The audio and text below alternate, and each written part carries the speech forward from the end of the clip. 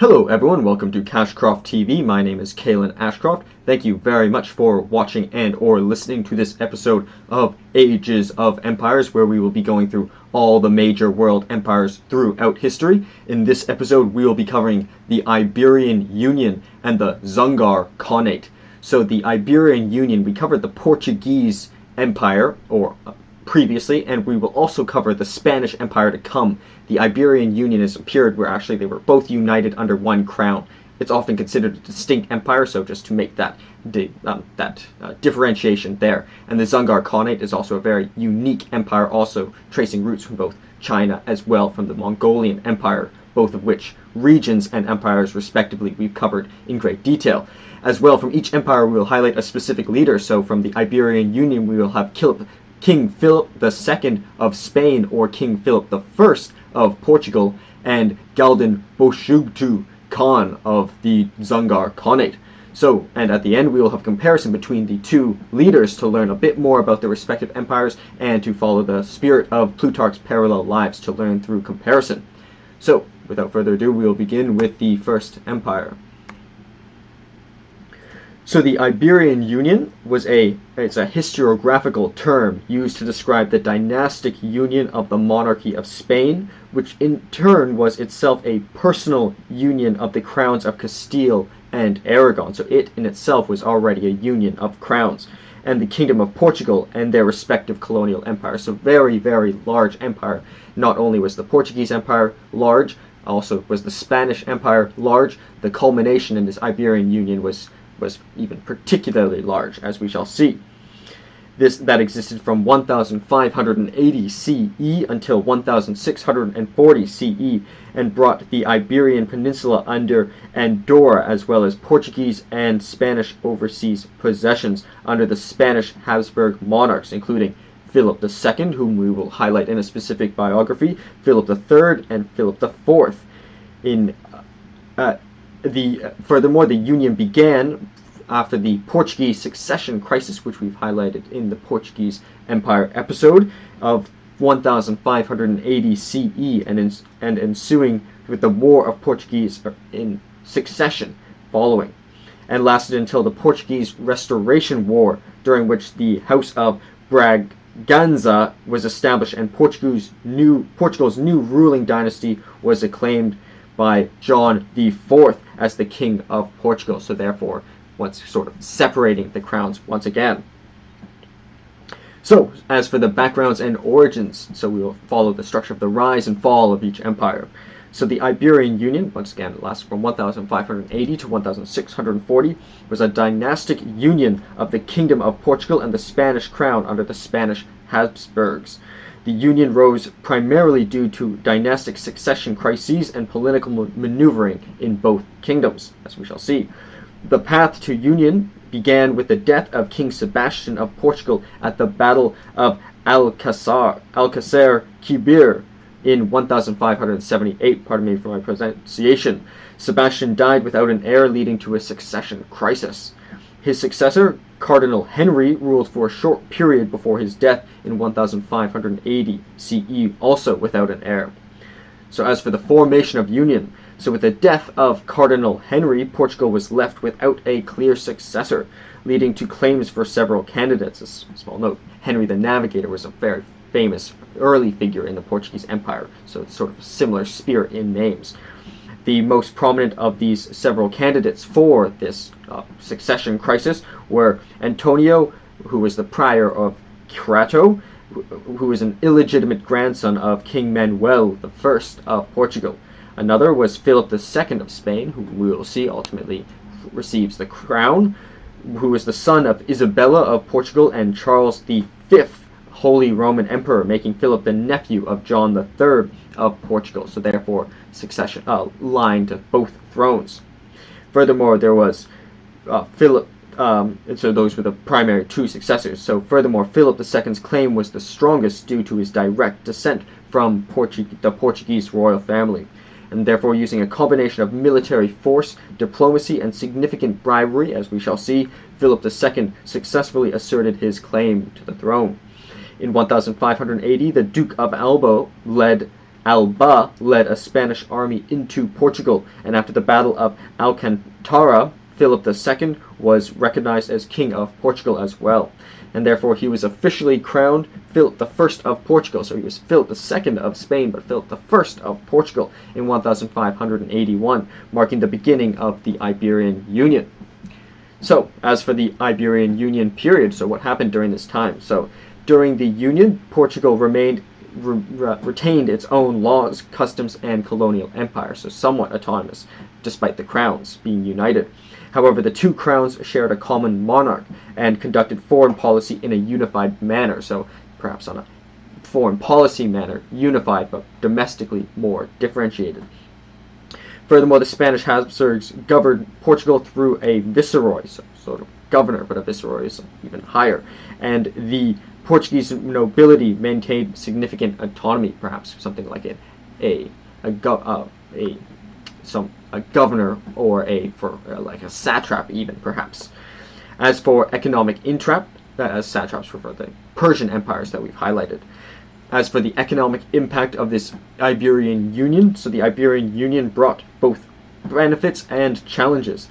Spanish and Portuguese trade networks became intertwined, so not only were they large economic forces to begin with, their combined forces was even larger, expanding economic opportunities.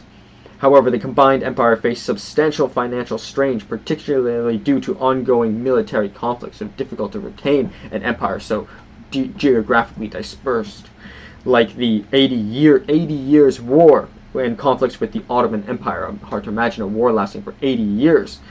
As for colonial competition as well, so the merging of the Spanish and Portuguese empires under one crown created an enormous global empire. However, it also led to an increase in competition and conflict in the colonies. For example, the Dutch, English, and French took advantage of the Union to attack Portuguese and Spanish colonies, knowing that Spain was overextended. So perhaps, as we've seen maybe in many previous empires, overextension might have been one of its ultimate declines, or at least posed as from the opposing forces as something that might be able to be capitalized on if they were overextended. As for further descent and decline of this Iberian Union, of both Spanish and Portuguese, the Portuguese nobility and common people grew increasingly dissatisfied with the Union for several reasons, starting with economic burdens, so heavy taxation and military conscription to fund Spanish's wars placed a significant burden on Portugal, so not only having to pay large taxes, but even often being conscripted and forced to maybe even die for this union that was overextended. Furthermore, neglect and discrimination. So Portuguese interests were often sidelined in favor of Spanish priorities, perhaps even some discrimination towards the Portuguese relative to the Spanish, or the Spanish being perhaps discriminatory towards the Portuguese at times. And the Portuguese interests were often sidelined in favor of Spanish priorities.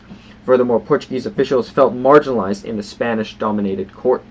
So even though they were somewhat autonomous, it was largely Spanish-dominated or controlled by the Spanish, at least because the crown was. As for further colonial losses, further creating upset, so Dutch and English attacks on the Portuguese colonies led to significant losses in the East Indies, Brazil, and Africa. So ultimately, the catalysts for independence. The discontent culminated in a series of uprisings and conspiracies. The final catalyst for the Portuguese revolt was the Catalan Revolt in 1640 CE, which diverted Spanish attention and resources, taking advantage of Spain's preoccupation with Catalonia and other conflicts. So this very important Catalonian or Catalan Revolt. And the Portuguese nobility ultimately organized a coup at this time. So 1640 marks the end date through this coup, through the Catalan Revolt. As for the restoration of the Portuguese independence on December 1st, 1640, so near the end of the year, the Duke of Bragança, João II, whom we highlighted in a specific biography, João is for John in Portuguese, was proclaimed King John IV of Portugal. The Portuguese Restoration War ensued, lasting until 1668, so it continued after this official division of the Iberian Union. Spain, embroiled in the 30 Years' War and facing other internal revolts, could not mount a successful counter-offensive, so another long, prolonged war they were they were preoccupied with. And in 1668, the Treaty of Lisbon recognized Portuguese independence, formally ending the Iberian Union. So 1668 perhaps formally ended the Union, at least on paper. So as for the legacy of this fascinating, in my opinion, Iberian Union, it left a lasting legacy. So while it temporarily unified the Iberian Peninsula under one crown, it ultimately underscored the distinct national identities and interests of Spain and Portugal. So perhaps maybe it was inevitable that the two were so different that they could not be combined under one crown, perhaps, is one hypothesis. And the period also highlighted the difficulties of maintaining a vast multi-continental empire with diverse and sometimes conflicting interests. So not only was the Spain and Portugal regions, or also Brazil as well, which was also a very large region, but also even the further outreaches and of the territories were even further extended. So very, very difficult region to control under one crown. Furthermore, the Union's dissolution reaffirmed Portuguese sovereignty and set the stage for the re-emergence as an independent European power. So very, very fascinating period, which we've highlighted to some extent in our Portuguese Empire episode, and we will also highlight in the Spanish Empire episode. So as to highlight a specific leader of the Iberian Union, we have Philip II of Spain, also known as Philip I of Portugal. So Philip II was born on the 21st of May, 1527, and died on the 13th of September, 1598. And he is also known as Philip the Prudent. So we've seen many people with the titles of the Great, but the Prudent is one relatively unique. We've seen João is João the Perfect, for example, is quite a title, but Philip the Prudent is a really fascinating one, and quite unique even. Or in Spanish, Felipe el Prudente. And he was King of Spain from 1556, and King of Portugal from 1580, and King of Naples and Sicily from 1554 until his death in 1598 CE. He was also Jure Uxoris, or King of England and Ireland, from his marriages to Queen Mary I in 1554 until her death in 1558. So actually, the married to the Queen of England and Ireland through his marriage, so even very, very powerful, but not technically. The Queen had maybe more power in those regions and are not formally considered part of this empire. And he was also Duke of Milan from 1540 to 1555, and he was also Lord of the 17 provinces of the Netherlands. So very, very many titles under this individual, and many regions which he ruled over either absolutely or to some degree. So as for the early life of Philip II, or Philip I of Portugal, we will just say Philip II for the time being. So Philip II of Spain, also known as Philip I of Portugal once again, was born on May 21st, 1527 in Valladolid, Spain. He was the son of Charles V, Holy Roman Emperor, and Isabella of Portugal, so that line to both crowns. Philip was the heir to the extensive realm that included not only Spain but also vast territories of Europe, the Americas, and parts of Asia through Charles V, the Holy Roman Emperor. As for his education and early responsibilities, Philip received a rigorous education under the guidance of Juan Martinez Silicio, yes, I had it, a future Archbishop of Toledo. His curriculum included languages, history, law, and the sciences, so very, very broad, but I would say very important categories, with a strong emphasis on the principles of governance, or education befitting of a king. As we've seen, not all of our leaders were in line to the crown. This one was, but he was not necessarily in line to all the crowns that he ultimately came to have, or came to control. Or have in his possession, actually, at least in commentaries of the laws of England, the crown is seen as property, or it's treated like property. He was the son of Charles V, once again, Holy Roman Emperor, and Isabella of Portugal. And from a young age, Philip was groomed for kingship and took on significant responsibilities. At the age of 16, he was given his first taste of governance when his father appointed him regent of Spain in 1543 during Charles V's absence. So, as we've seen in Decline and Fall of the Roman Empire by Gibbon, some Roman emperors, and it was an effective tactic, was to transition the throne during their lifetime. So at least during his absence, he served as regent of Spain, so he got some experience being king before the transition of power, but also the people getting experience with him ruling. As for his rise to power, Philip's rise to power was marked by his marriage alliances, which were strategic and aimed at consolidating his influence in Europe. His first marriage was to Maria Manuela, Princess of Portugal. So not only was Isabella in line have a connection to the Portuguese crown, but he also married into the Portuguese crown as well through Princess of Portugal, Princess Manuela.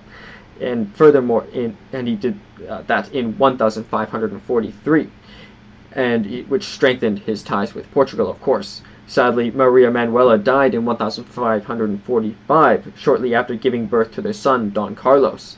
So died soon after, but perhaps there's no evidence of sort of any conspiracy or anything of that sort. Furthermore, Philip's subsequent marriages were equally politically motivated. For example, Mary I of England. So Philip married Mary I in 1554, becoming king consort of England. This alliance was part of his father's effort to create Catholic superpower in Europe. But as we've seen, for example, in Blackstone's commentaries on the laws of England and the English Constitution, the Queen could hold the crown even if she marries the man that does not get the crown. It stays with the title holder, the property holder, essentially. But nonetheless, he was king consort of England, still strengthening his power. This alliance was part of his father's effort to create a Catholic superpower in Europe. However, the marriage was short-lived, as Mary died in 1558 CE without producing an heir. So another wife unfortunately passed away, but this time without producing a child.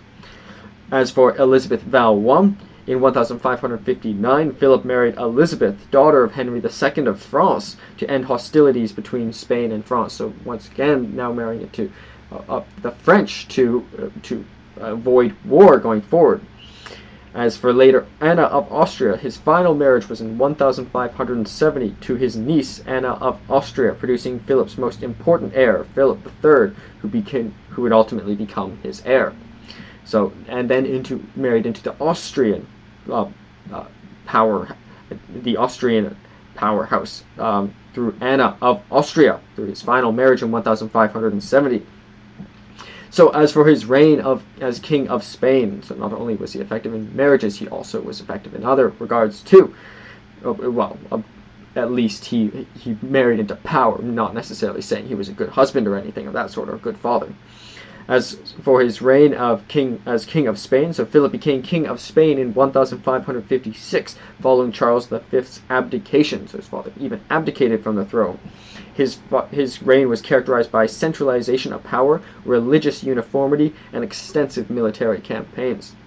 So key events during his rule included the Battle of Lepanto in 1571, which was a significant naval victory against the Ottoman Empire. As well, there was the Dutch Revolt in 1568 to 1648, which was a prolonged conflict in the Low Countries that drained Spanish resources. Furthermore, the Spanish Armada in 1588, very famous battle as well. 588, the failed attempt to invade England, which marked the turning point in Philip's fortune. There's a movie I once saw, Elizabeth the Golden Age, that actually depicts it quite well, I believe. As for the Iberian Union, perhaps what he's most famous for, so Philip's most notable achievement was the establishment of the Iberian Union. After the death of his childless uncle, Cardinal Henry of Portugal, in 1580, Philip claimed the Portuguese throne through a combination of military might, diplomacy, and bribery. He secured the position and was acclaimed King of Portugal in 1581. The union of the Spanish and Portuguese crowns under Philip created one of the largest empires in history, as we shall see, spanning Europe, Africa, Asia, and the Americas. So very, very significant, at least in terms of broadening his power base. As for governance and administration, Philip II was a meticulous and hands-on ruler, often involving himself in the minutiae of governance, perhaps because he began his education early. He maintained a vast network of correspondents and advisors, so humble enough to accept wisdom from others. if it exists, which it likely did at this time, especially considering that we've seen many successful advisors throughout history. There's no reason to believe they'll not be helpful here, too. He maintained a vast network of correspondence advisors with whom he communicated regularly to manage the empire, but perhaps his empire even, but perhaps it was through necessity, maybe because the region was so large, it would have been impossible to completely have centralized the authority. His reign saw significant bureaucratic expansion and the establishment of a more centralized administrative system. A very common theme with the expansion and rises of empires is centralization of government. As for religious policies, a devout Catholic, Philip enforced religious uniformity through the Spanish Inquisition and suppression of Protestantism and heresies. Furthermore, for his economic policies, but sometimes, going back to religion, sometimes centralizing religion can be to one's own benefit. For example, having one religion is easier to control than many as well.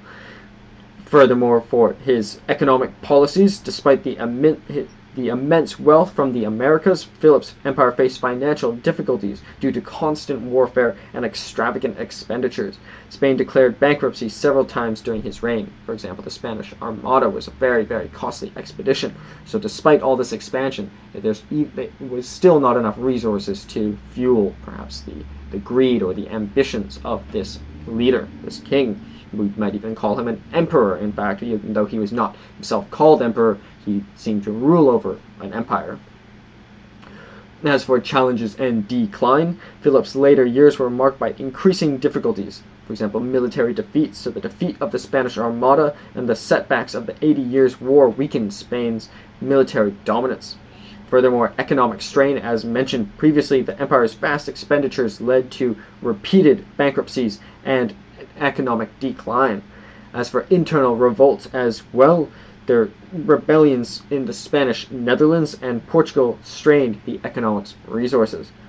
As for his death and legacy, Philip II died on September 13th, 1598 at the Escorial, a palace monastery north of Madrid, the capital of the empire. His death marked the end of an era of Spanish dominance in Europe. Despite his many challenges and failures, Philip's reign left a lasting impact on Spanish and Portuguese history. His efforts to maintain and expand his vast empire shaped the course of European politics and global colonialism, and perhaps at least for the nominally Spanish-born crown the highest point of Spanish empire itself, if we might include the Iberian Union under the Spanish Empire, but we could also include this under the Portuguese Empire, but it was originally perhaps the Spanish crown, so perhaps the highest point of Spanish dominance. So, furthermore, the Iberian Union, although short-lived, underscored the difficulties of maintaining a multinational empire with a diverse interests. Philip's legacy is complex, characterized by both his administrative acumen and immense pressures that ultimately led to Spain's declines in the 17th century. His reign remains a pivotal chapter in the history of the Iberian Peninsula and broader narrative of European imperialism and perhaps even global conquest. So that is Philip II and the Iberian Union. As for the content of the slide, so the title is Philip II / Philip II of Spain / Philip I of Portugal and the Iberian Union. It was a dynastic union of the monarchy of Spain and the kingdom of Portugal and their respective colonial empires. It was a union of the crowns of Castile of Aragon, at least in the Spanish side. Furthermore, significant leaders, once again, is King Philip II of Spain or King Philip I of Portugal. Empire is the Iberian Union. The period was from 1580 to 1640 CE, Common Era.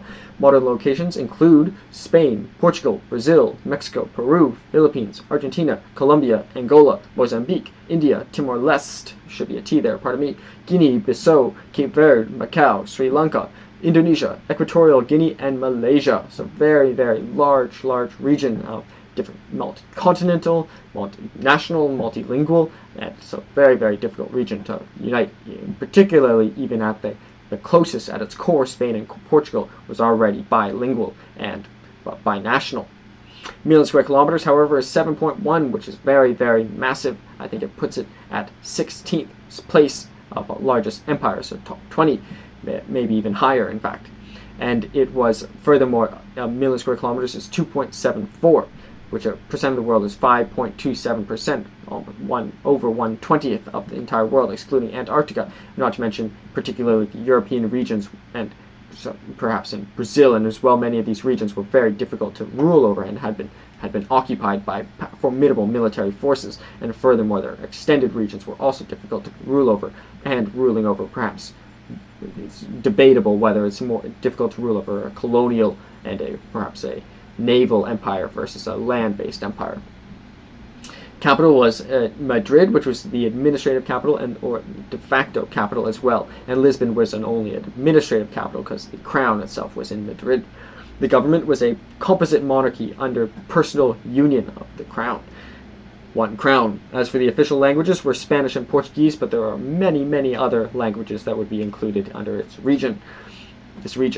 As for religion would be Roman Catholic, and that was particularly Philip II, for example, promoted that religion and imposed religious uniformity within the region, and perhaps that was one of his necessary reasons for his rise to power, because his father, Charles V, was the Holy Roman Emperor. So the population was 27 to 33.5, might be one of the largest populations we've covered so far. Obviously technology has improved during this time, but also it is a very massive region that it rules over. And pardon me, I think it's even higher than top 16th largest. I think it's even top 12, in fact. So as for the images, in the top left we have a portrait of Safonisba Anguissola, or there's a portrait, of Philip II by Safonisba Anguissola, produced in 1565. So depiction black was, even as you might see in, for example, the Rijksmuseum in the Netherlands, black was seen as the epitome of fashion, and they ruled over the Netherlands at that time. And this collar is in fact to keep often said to keep their own stench away. But nonetheless, pure black. He must have been quite wealthy, being the emperor of the Iberian Union. Not necessarily called the emperor, but if we call the Iberian Union an empire, perhaps he's an emperor. He's certainly a king. As to the right of that, we have the royal banner. Pardon me, it's small, but I would recommend zooming in because I think a lot of the imagery is indicative of what the manifestations of what the empire endeavored to be. To the right of that, we have the coat of arms as well of the Iberian Union. To the right of that, we have a map of the Portuguese liberation of the city of Salvador in Brazil in 1625 by João Teixeira Albanbernes o Velho.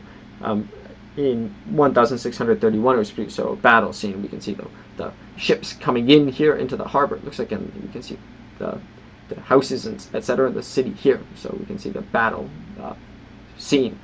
To the right of that we have another battle scene depicting the importance of the boats. So we have the the 1630 Dutch siege of Olinda, located in the Brazilian captaincy of Pernambuco, the largest and richest sugar-producing area in the world.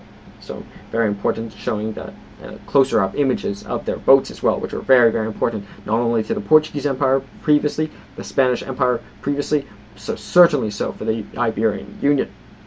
Below that we have the acclamation of John IV as King of Portugal, so separating the crowns, in 1908, a painting by Veloso Salgado in the Military Museum of Lisbon. So that's the painting was produced in 1908, but as we can see, the seal is very similar, but nonetheless it's once again dividing Portugal.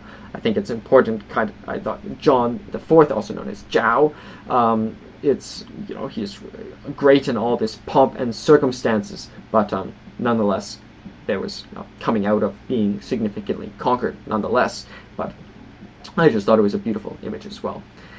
Nonetheless, to the right of that we have the history, where the War of the Portuguese Succession was on the 25th of August 1580. The Portuguese Restoration War was on the 1st of December 1640. The currency was the Spanish real and Portuguese real, manifesting the differences in their currencies, but ultimately fundamental similarities. Preceded by the Kingdom of Portugal, the Crown of Castile, the Crown of Aragon, which were united, for example, in the Spanish context, and the Habsburg Spain as well. It was succeeded by the Kingdom of Portugal, the Crown of Castile, the Crown of Aragon, and the Catalan Republic and the Habsburg Spain. So once again, so essentially a division almost from many of the similar parts from which it came. The legislatures were the Cortes are the courts of Castile, the courts of Aragon, the courts of Catalonia, the courts of Valencia, the courts of Navarre, and the courts of Portugal. So many legislatures, but all under one crown. In the top right, it might be hard to see, but nonetheless, the green is the Council of Castile. The yellow is the Council, I'll try to point it out. The green is the Council of Castile. Yellow is the Council of Aragon. Blue is the Council of Portugal. Brown is the Council of Italy. So it's kind of this more light red, in fact. No, pardon me, it is over here. Italy is over here. Red is the Council of the Indies. Purple is purple is the Council of Flanders. So red is the Council of the Indies, as they called them at that time, like the East Indies versus the West Indies. That's what it's referenced to. And then the yellow is the Council of Flanders here. So that is the Philip II and the Iberian Union, a very, very fascinating leader and empire, in my opinion. As for the next empire in this episode, to cover the Dzungar Khanate.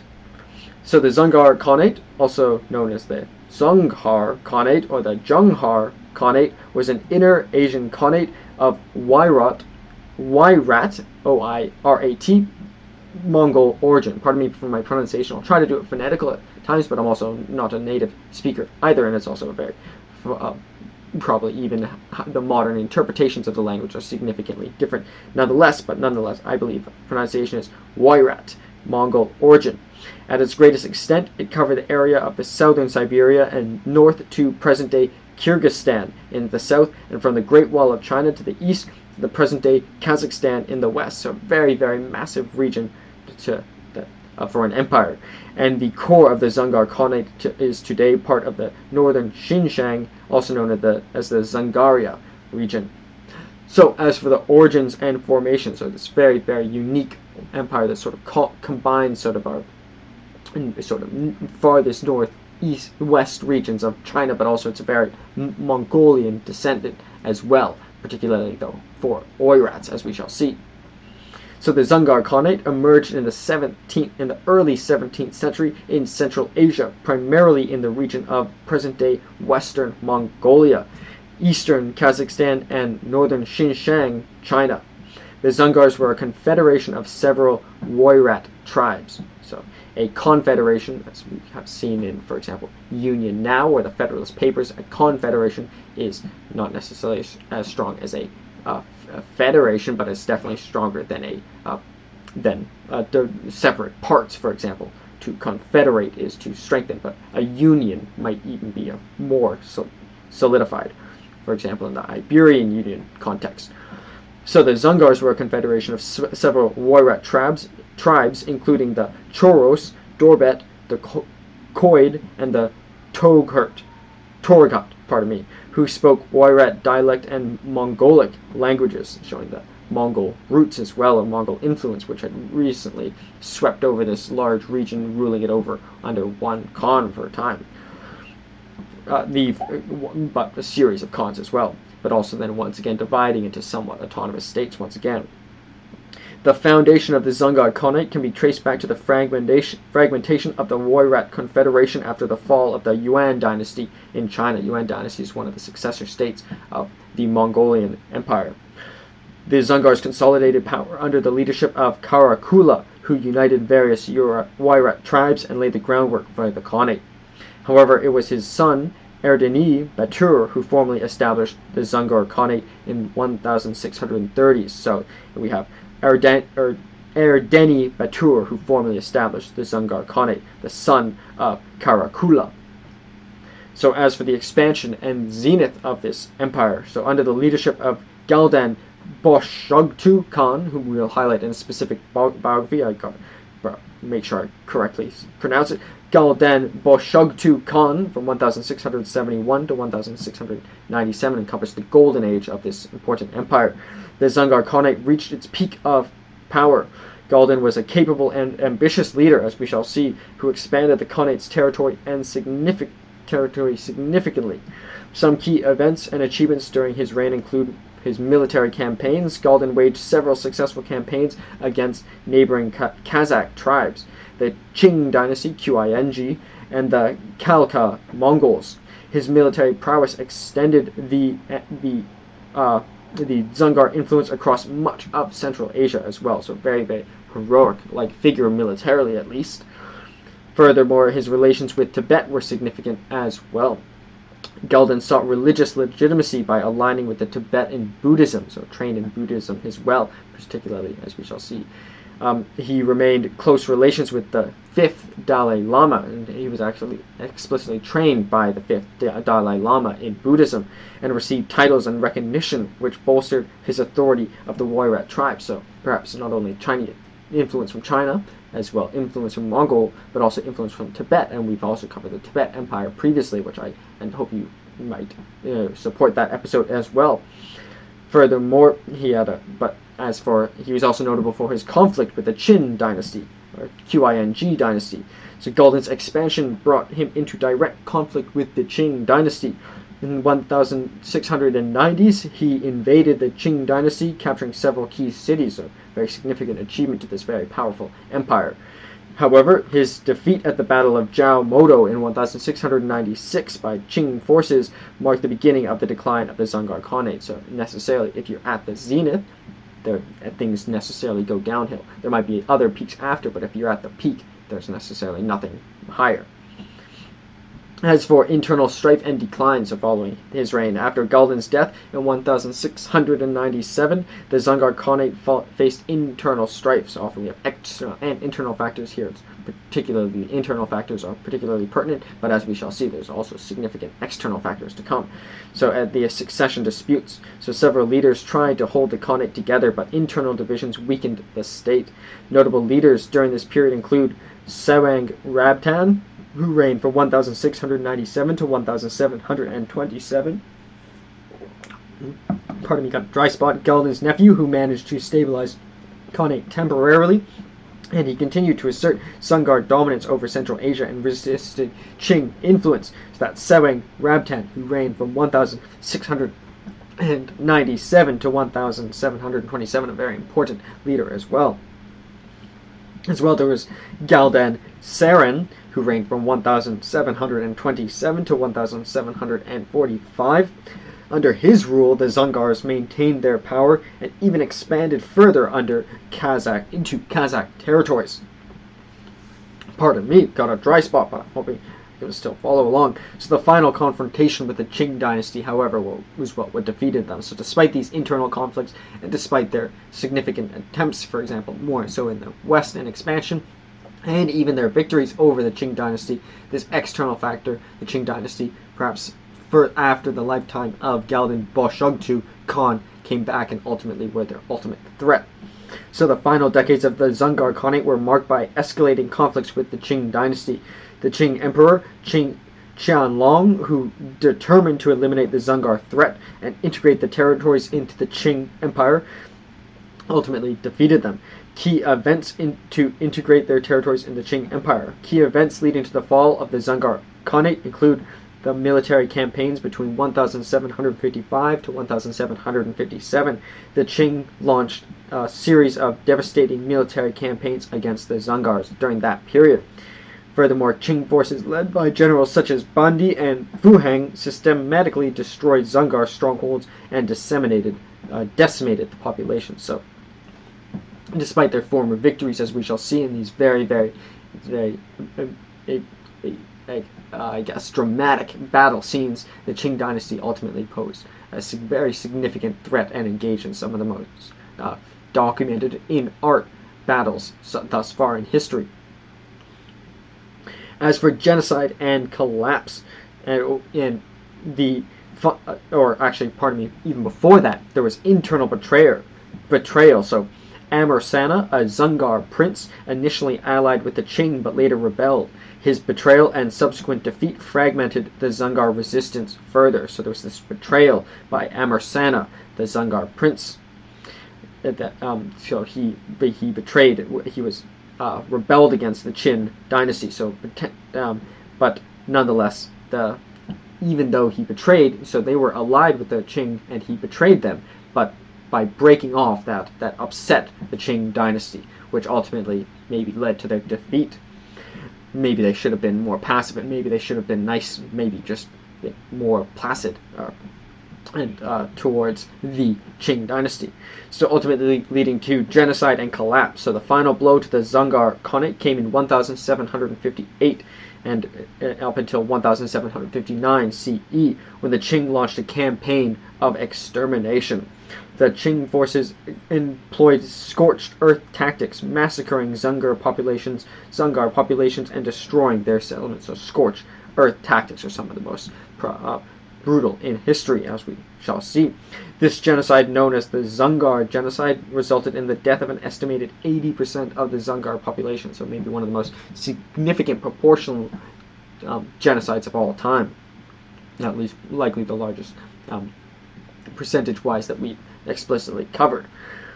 By 1759, the Dzungar Khanate had ceased to exist. The Qing dynasty annexed its territories, incorporating them into the Xinjiang province, so became a subordinate state to the Qing dynasty. The remnants of the Dzungar people were either assimilated into Mongol tribes or fled to other regions, such as Russia.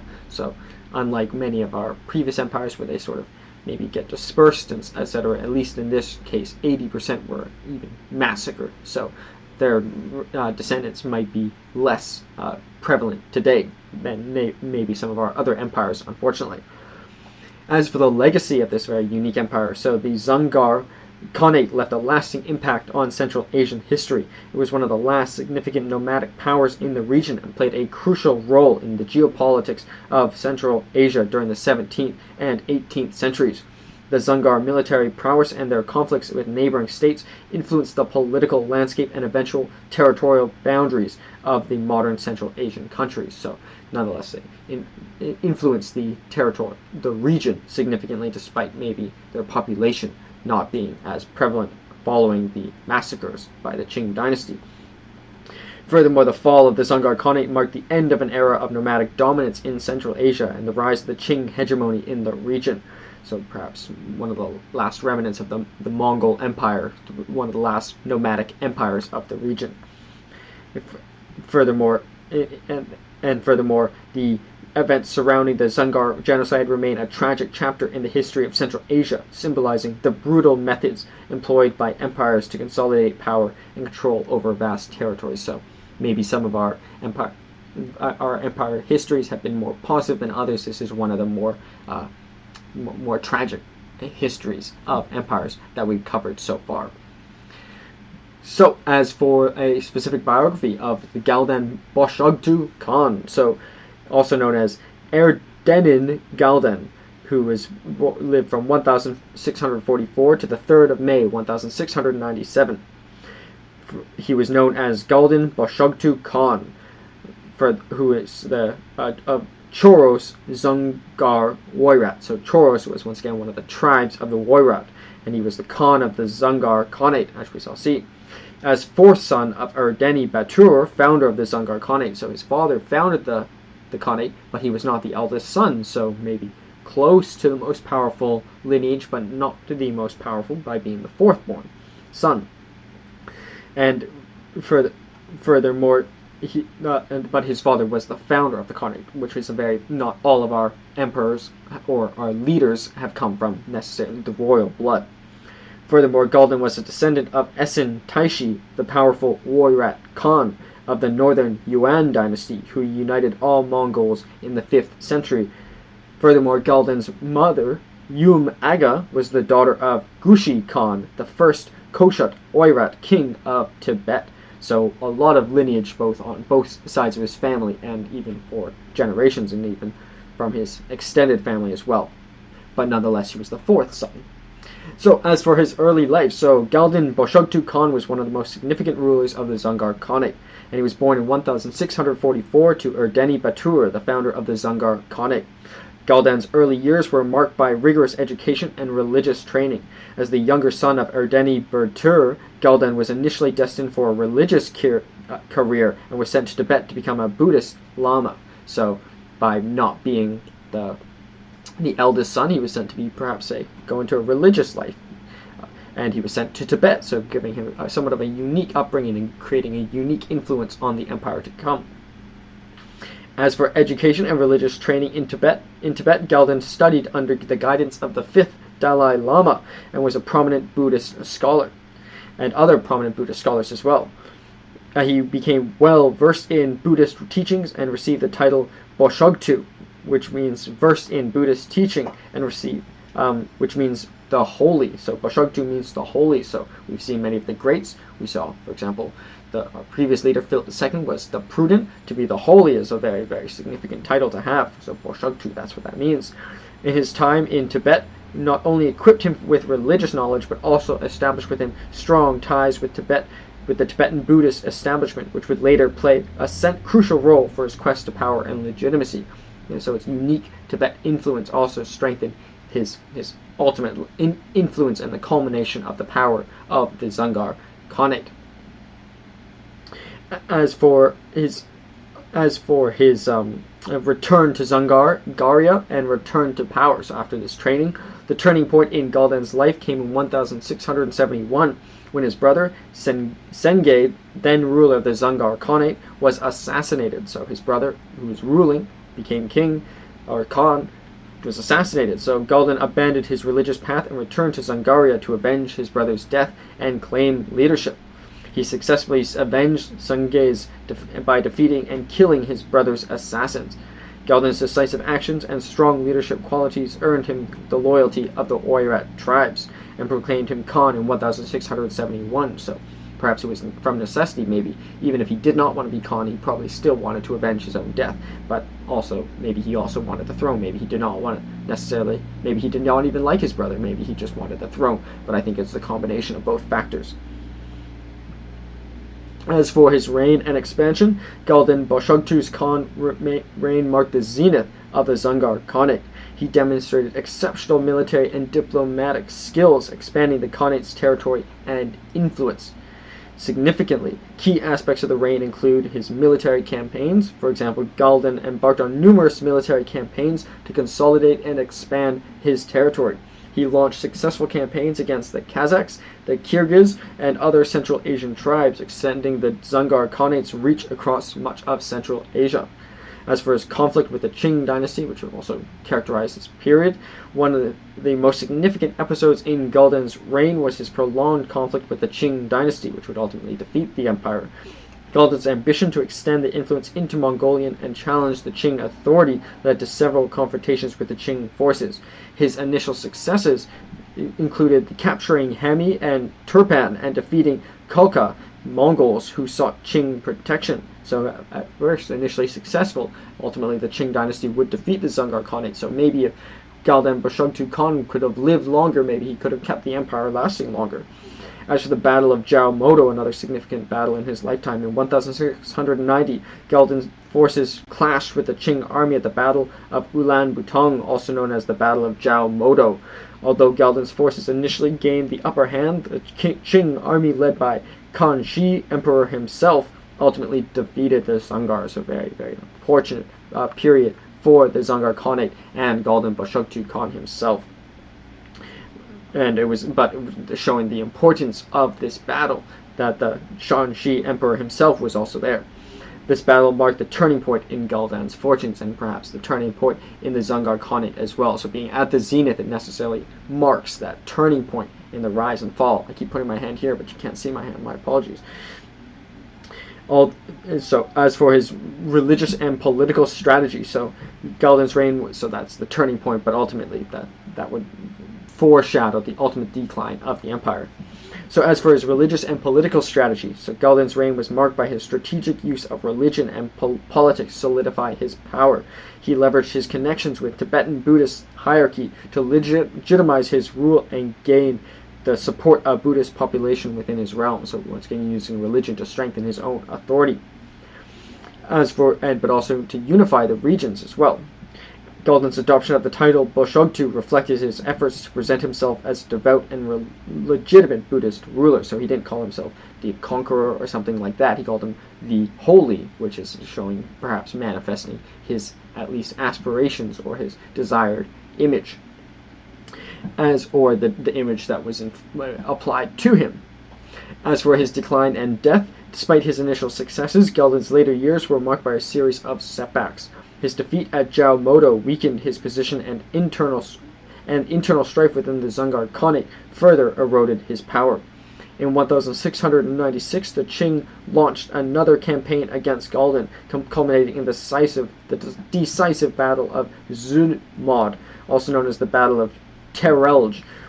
Galdan's forces were defeated, and he was forced to flee. So once again, further showing these defeats, the perhaps inevitable Qing dynasty. So once again, maybe even if Galdan Bashoktu Khan could have lived forever, perhaps even the Qing dynasty was too effective to defeat him, showing two later defeats in his lifetime.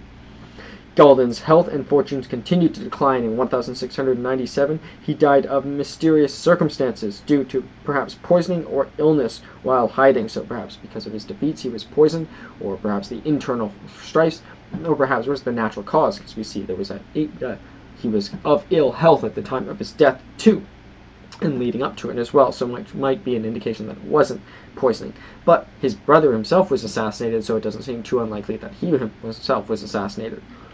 His death marked the end of an era of the Dzungar Khanate, which struggled to maintain its cohesion and power in the subsequent decades. So as for his legacy, Galdan Bashoktu Khan remains one of the most significant figures in Central Asian history. His ambitious military campaigns and efforts to consolidate and expand the Dzungar Khanate left a lasting impact on the region. Galdan's reign exemplified the complex interplay between religion, politics, and military strategy in the early modern period. Although his ambitions ultimately led to his downfall and the decline of the Dzungar Khanate, Galdan's legacy as a formidable warrior and shrewd leader endures. His reign represents the height of the Dzungar power and intricate dynamics of the Central Asian geopolitics of the 17th century. One could say that perhaps he provoked the Qing dynasty by attacking them, or at least opposing them and winning some decisive victories, but I think that the Qing dynasty perhaps would have inevitably expanded into this region, as it continued to do even after the lifetime of Galdan Bashoktu, and had begun to do before his lifetime. So, as that is Galdan Bashoktu Khan and the Dzungar Khanate. As for the content of the slide, we have the title, once again, Galdan Bashoktu Khan and the Dzungar Khanate, also known as the Dzungar Khanate with a Z, or the Dzungar Khanate. It was an Inner Asian Khanate of Oirat Mongol origin.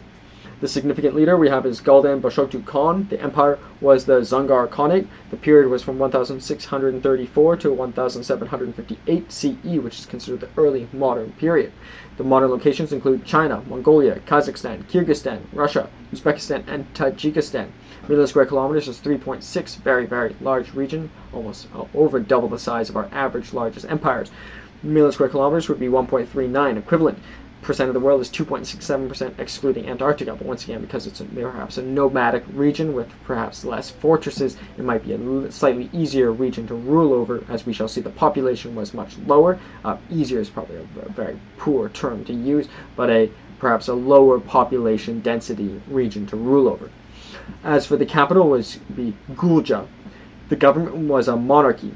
And once again, they also already controlled over a massive region, over double the size of our average largest empire. So do not downplay that factor as well. As for government was a monarchy, common languages were Oirat and Chagatai. The religion would be the Tibetan Buddhism, which was promoted particularly, for example, by Galdan Bashoktu Khan, a very important and pious leader. Population, but once again, was quite a bit smaller. I've even seen estimates that it might have been even 600,000, but higher estimates would be 1.5 to 2 million. So population, despite being 3.6 million, was actually quite a bit smaller because they were quite nomadic. But once again, 80% were massacred by the Qing dynasty. So very, very tragic. But even that would have been a very, very large number. As for images, we have a modern presentation of the Oirat king Galdan Bashoktu, who reigned from 1644 to 1697, as discussed, and it was a painting by D. Mishig in 1994, and the original is displayed in the Kovd Province Museum in Hovd City in Mongolia. I'd like to visit Mongolia someday. Below that, we have the Dzungar Khanate written in traditional Chinese in the top left. Below that, we have it in Tibetan. Up and to the right of that, we have the Mongolian script. Below that, we have the Mongolian Cyrillic. and in the top right we have it in Uyghur, so showing the diversity of languages and the diversity of ways of expressing the Dzungar Khanate, perhaps showing its influence over a very, very broad diversity of peoples. As for additional images, above that we have the Dzungar Dorbet delegation submitting to the Qing at the camp of the Qinglong Emperor at the Chengde Museum Mountain Resort in 1754. So here's the delegation here, and here's the camp. So quite menacing looking how everyone's all lined up. I could only imagine now living in perhaps modern society where people can sort of sit wherever and kind of have free time. Imagine having to just sit there stand and watch just to show the authority of the emperor. And nonetheless, ultimately that is the camp of the Qing dynasty, which would ultimately pose as the formidable threat against the Dzungar Khanate and the massacres that ensued. Additionally, we have the Dzungar delegates from the Li region with the flag of Li at the Forbidden City of Beijing, China, to bring tribute to the Shanglong Emperor in 1671. So here we have the delegates showing the Li flag, or the Li flag, in the Forbidden City, so they would send their delegates there in an effort to appease the threatening Qing dynasty. As below that, we have the storming of the camp at Galdan Ola, where the Qing general Shongnai is on horse, receives the surrender of the Dawachi at Li in 1755. It was a painting by the Jesuit painter in the Qing court, Ignatius Schubert, in 1761. So here we have this important battle scene, but also showing that this Jesuit painter was at the court of the Qing dynasty. So already starting to see there's traveling historians and traveling artists, for example, sharing these depictions and these very, very dramatized, but maybe not sufficiently dramatized, but very dramatic periods in history, in some, I'd say, really quite beautiful art that I would someday like to visit and hopefully appreciate, as I can at least do in digital form, and I would recommend zooming in perhaps if possible. As for additional images, we have the Dzungar army at Dawachi at Galdan Ola. It was painting also by a Jesuit painter at the Qing court, Ignatius Schubert, as well. As well, we have so these are also further significant battle scenes and very, very much depicting the tragic defeat by the Qing dynasty. Up here we have his famous heroic figure. We have the Oirat renegade Ayusi of the Qing in his Qing uniform. So it was a painting by Giuseppe Catiglione, so a very heroic figure during this period. The legislature had customary rules with Mongol Oirat code of 1640, so they had a code which is a sort of a civil, or at least a form of centralization. It was preceded by the four Oirats, the Shanghai Khanate, an important empire we've covered, and the Khosrow Khanate, which we've also covered indirectly. And it was succeeded by the Qing dynasty, as I hope we've highlighted. And as to the top right, we have the map showing this massive region, the 3.6 million square kilometers of region, that very diverse regions from Tibet, from Kyrgyzstan, Russia, China. It's a very, very unique empire. So that is Galdan Boshogtu Khan and the Dzungar Khanate. As for a comparison between these very two important leaders, and hopefully to learn a bit more about the two respective empires through their contrast in the style of Plutarch's Parallel Lives. So as for their background and rise to power. So Philip II of Spain, or the first of Portugal, his birth and early years. So Philip II was born on the 7th May 21st, 1527 in Valladolid, Spain, and he was the son of Charles V, the Holy Roman Emperor, and Isabella of Portugal, so very, very powerful lineage, and at least going to get one throne. As the heir to an extensive empire, he received a rigorous education and was groomed for kingship at an early age, and groomed for kingship. At Furthermore, his path to power, Philip's rise was marked by his inheritance of vast territories, and he became the king of Spain in 1566, following Charles V's abdication, and assumed the Portuguese crown in 1580 after a dynastic succession crisis forming the Iberian Union. So his father made him regent for a time, and his father even abdicated, so it was really clear that Philip II was going to be king, or at least inherit his father's throne of Spain, and ultimately he claimed much more. As for Galdan Bashogtu Khan, his birth and early life, Galdan Bashogtu Khan was born in 1644 to Erdeni Batur, who was the founder of the Dzungar Khanate, so royal himself, but he was initially destined for religious life, being the fourth son, so very perhaps different from Philip, who was certainly going to be king if he did not die. Galdan Bashogtu Khan was quite unlikely to be king and went for a different path. He was not trained for kingship, but trained for religious life. And furthermore, initially destined for religious life, he was sent to Tibet to become a Buddhist Lama, trained under the 5th Dalai Lama. As for his path to power, Galdan abandoned his religious path to avenge his brother Senegeh's death and assassination to claim leadership of the Dzungars, and he was proclaimed Khan in 1671 after successfully defeating his brother's killers and consolidating his authority among the Oirat tribe. So perhaps if he actually had to take a step, if he did not kill the assassins, maybe he would not have become king, whereas King Philip II was pretty certainly going to at least get to the Holy Roman Empire, and he ultimately got much more. But Galdan Bashogtu Khan would also expand his own empire as well. As for their governance and leaderships, Philip II of Spain or Philip I of Portugal, his administrative approach, Philip II was a meticulous ruler who centralized administrative power. He managed his empire through a vast bureaucracy and relied heavily on written correspondences and reports. As for his religious policies, he was a devout Catholic. Philip II enforced religious uniformity through the Spanish Inquisition and supported the Counter-Reformation. His reign was marked by the efforts to suppress Protestantism and other religious dissent, but also maybe necessary for his own power. As for his military campaigns, Philip II's reign saw numerous military conflicts, including the 80 Years' War, the Battle of Lepanto against England, the Battle of Lepanto against the Ottoman Empire, and the failed Spanish Armada against England. His extensive military campaigns strained the empire's finances and resources, so perhaps overly ambitious. As for Galdan Bashogtu Khan, his administrative approach was that he was both a military leader and religious figure, leveraging Buddhist connections to legitimize his rule. His governance was characterized by a combination of military prowess and strategic alliances, so he knew how to use both the carrot and the stick. As for religious policies, Galdan maintained close ties with Tibetan political position. His title Bashogtu reflected his status as a holy figure, so perhaps maybe not necessarily as militarily inclined as he was religiously inclined, but as King Philip II perhaps might have been slightly more militaristically inclined and slightly less religiously inclined, but perhaps it could be said vice versa, because he was also very much a devout Catholic as well. But at least in terms of their title, King Philip is the prudent, whereas Galdan Bashogtu means the holy Khan.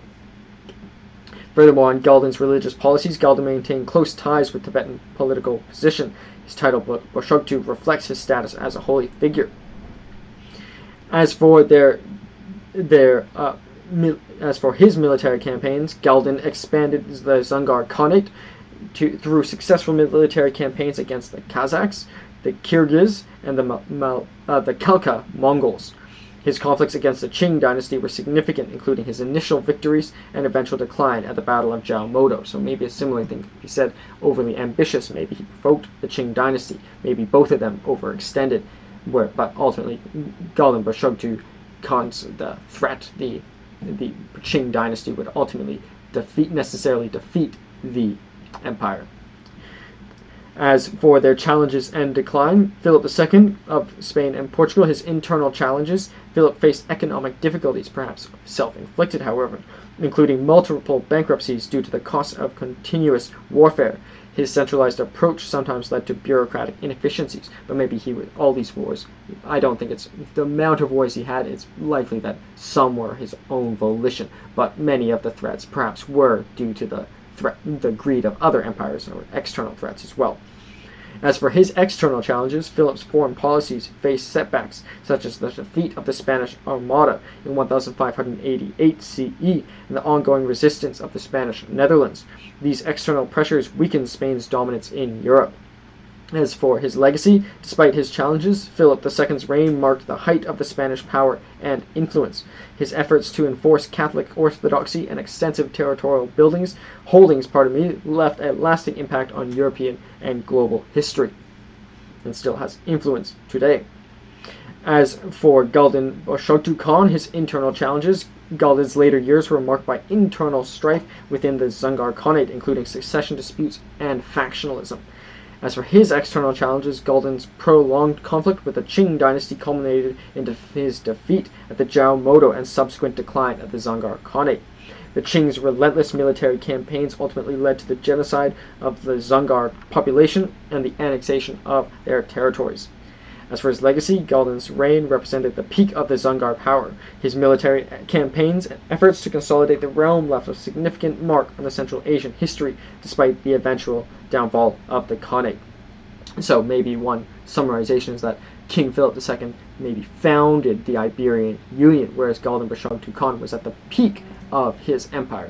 So where would one rather be is up to choice, but could they have performed could Galdan Bashogtu Khan have formed an empire, or could Philip II have done as well at the peak of an empire, or would he also, like Galdan Bashogtu Khan, have been ultimately defeated at the peak and led to the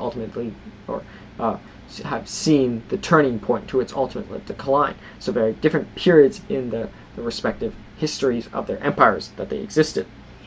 So, thus, in terms of the comparison and contrast, their paths to power, both Philip II and Galdan came to power during periods of crisis and consolidation.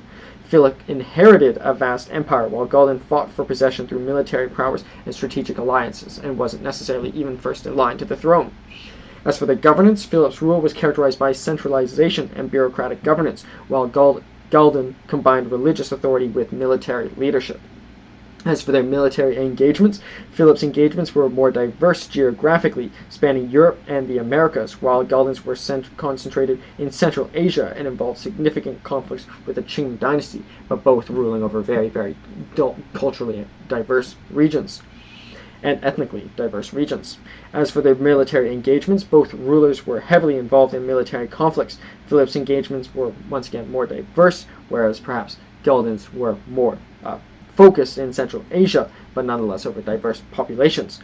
As for their challenges, economic strain and external military pressures were common challenges for both rulers. However, Philip faced the complexities of managing a vast multi-continental empire, while Galdan contended with the consolidation and defense of a large but less centralized Khanate. So it was a less centralized empire than the Iberian Union. So one is maybe more of a confederation, one is more of a union. But nonetheless, the story of the empire is the movement from confederation to union, or confederation to federation.